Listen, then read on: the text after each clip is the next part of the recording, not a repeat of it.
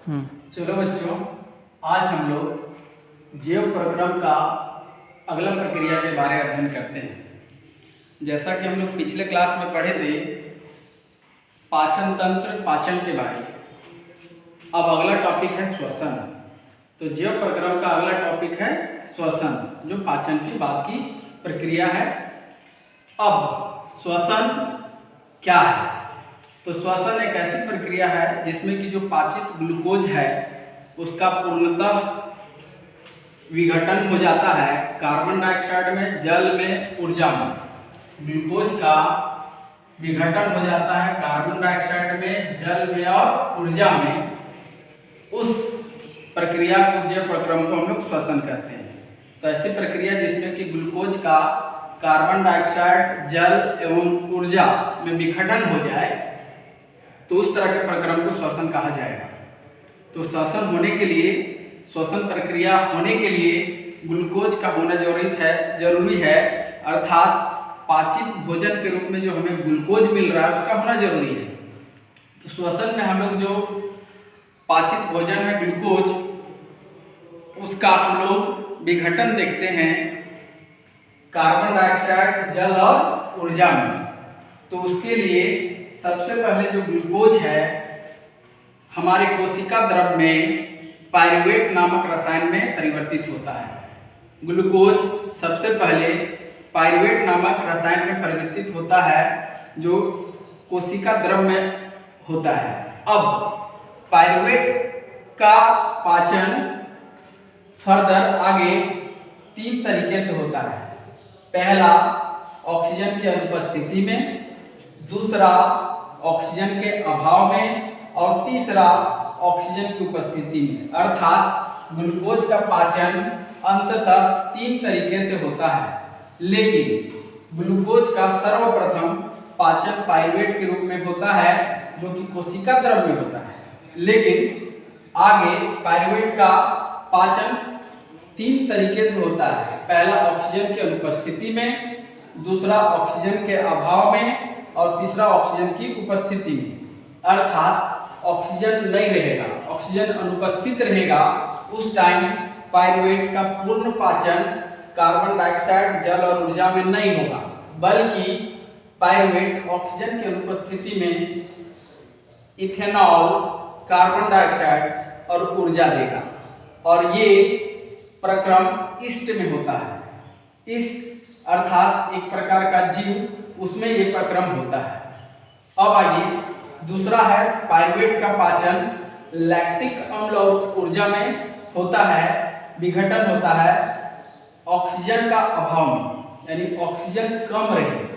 उस वैसे केस में पायरुवेट लैक्टिक अम्ल यानी लैक्टिक एसिड और एनर्जी देगा, जिसमें हमें बहुत कम एनर्जी मिलेगी, अर्थात 2 एटीपी ऊर्जा ही मिलेगी एक ग्लूकोज के अणु के पाचन से। एक ग्लूकोज के अणु के पाचन से हमें मात्र 2 एटीपी ऊर्जा मिलेगी। कब? जब पायरुवेट ऑक्सीजन के अभाव में लैक्टिक अम्ल और ऊर्जा में तब्दील होगा तब। और ये प्रक्रिया पेशी कोशिका में होती है, यानी मसल सेल्स में, मांसपेशियों वाले कोशिकाओं में ये प्रक्रिया होती है। और ये तब होती है जब हम लोग एक्स्ट्रा वर्क करते हैं, जब हम लोग एक्स्ट्रा काम करते हैं या ज़्यादा भारी काम करते हैं, जैसे दौड़ लगाते हैं, खेतों में काम करते हैं। तो वैसे केस में ऑक्सीजन जितना हमें चाहिए होता है उतना नहीं मिलता है।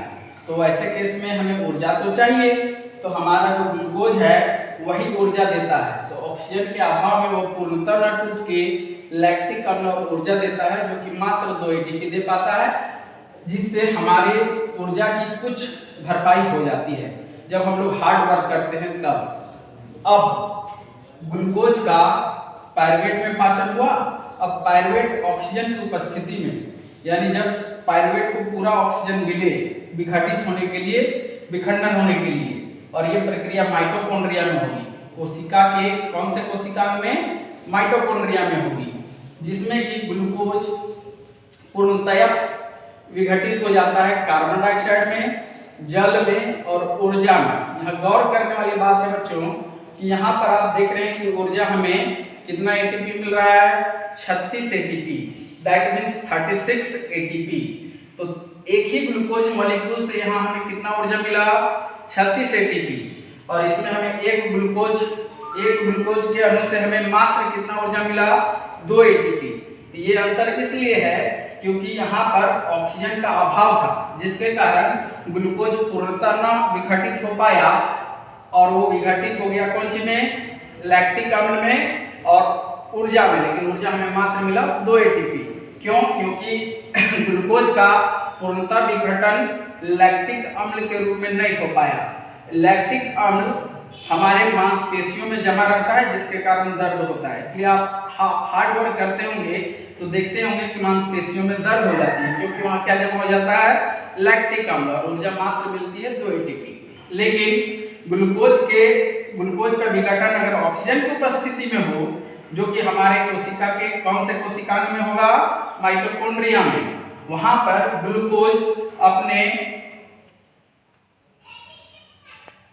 कार्बन डाइऑक्साइड, जल और ऊर्जा में विघटित हो जाता है, जो कि इसका पूर्ण विघटन है, यानी अपने मूल रूप में ये पूरा विघटित हो जाता है। तो ग्लूकोज जो है ऑक्सीजन की उपस्थिति में कार्बन डाइऑक्साइड, जल और ऊर्जा में विघटित हो जाता है। इस टाइम हमें ऊर्जा मिलती है 36 एटीपी, अर्थात ग्लूकोज का पूर्ण पाचन हो जाता है।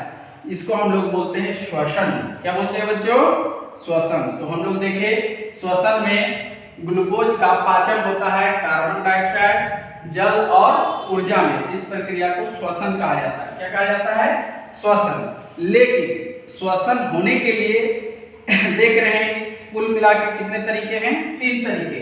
पहला ऑक्सीजन की अनुपस्थिति में, जो कि ईस्ट में होता है। दूसरा ऑक्सीजन के अभाव में, जो कि मसल सेल्स, पेशीय कोशिकाओं में होता है, जिसमें ग्लूकोज का पूर्ण पाचन नहीं हो पाता है। और तीसरा हो गया ऑक्सीजन की उपस्थिति में, जो कि माइटोकॉन्ड्रिया में होता है, जिसमें कि ऑक्सीजन का पूर्ण विघटन होता है कार्बन डाइऑक्साइड, जल और ऊर्जा में, और इसमें हमें ऊर्जा की भरपूर मात्रा मिलती है।